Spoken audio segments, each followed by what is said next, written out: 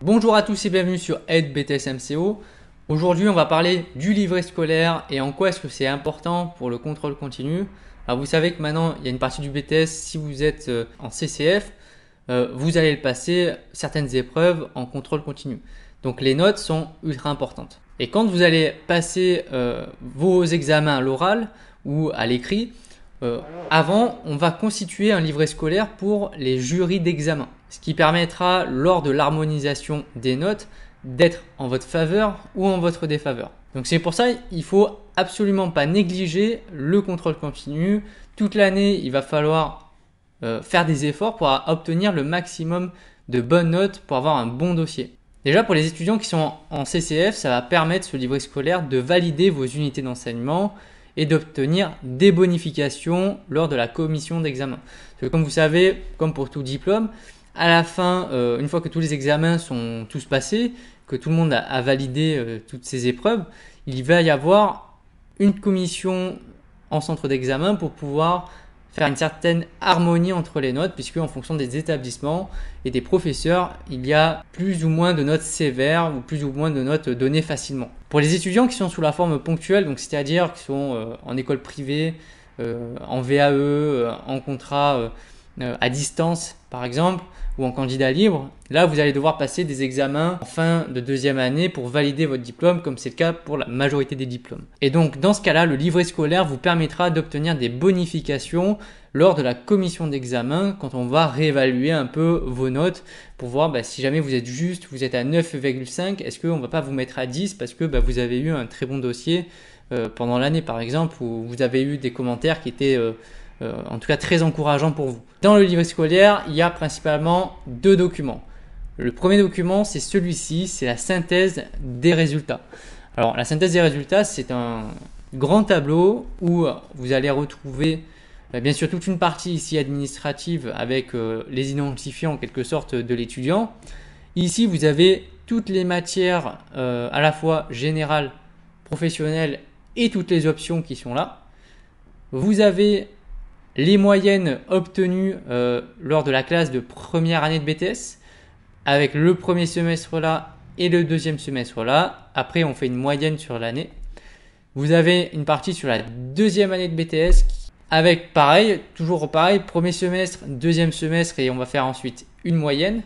Et vous avez des appréciations des professeurs, à savoir qu'est-ce qu'ils ont pensé de votre travail, de votre investissement pendant vos 2 années de BTS. Ici, comme dans tout diplôme, vous avez des conseils de classe également à chaque semestre.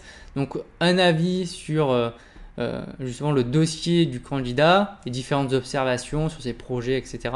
Vous avez ici une cotation de la classe, c'est-à-dire que des fois, on a des étudiants dans certains établissements qui ont 12, 13 par exemple, mais les 12-13, c'est les meilleurs. Parce qu'il y a peut-être une partie notation qui est assez sévère. Alors que dans certains établissements, les meilleurs, ils sont à 17, 18, voire plus. Et donc ça permet en fait ici de voir où est-ce que l'étudiant se situe. Est-ce qu'il y a beaucoup d'avis très favorables, donc beaucoup d'éléments forts dans la promotion?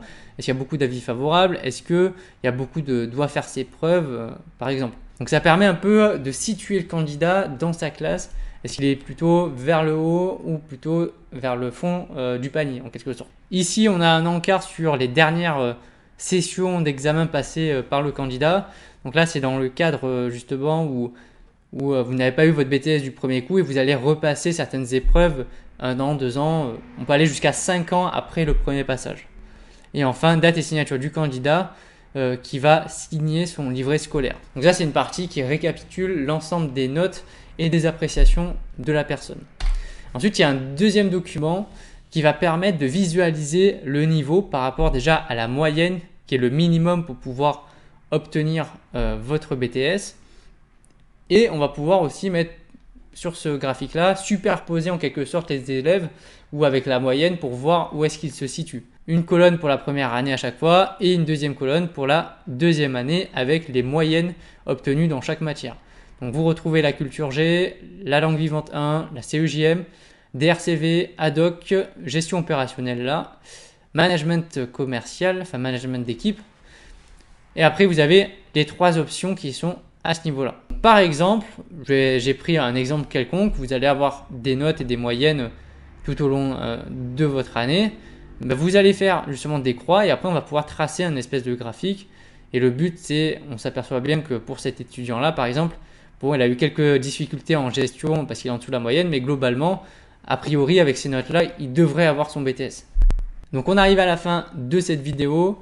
C'était pour vous montrer un peu comment ça se passe pour le livret scolaire. C'est un document que vous allez remplir tout au long de ces années de BTS et qui vous aideront à obtenir votre diplôme, notamment si vous êtes un peu juste. Et en plus, ce livret scolaire vous permettra pour votre poursuite d'études puisqu'on demande les bulletins scolaires obtenus des années précédentes. Donc c'est important vraiment de se concentrer sur le contrôle continu, même si jamais à la fin de l'année, c'est uniquement sous forme d'examen. Merci à tous, bonne révision à tous et puis on se retrouve très vite pour une nouvelle vidéo. Bye!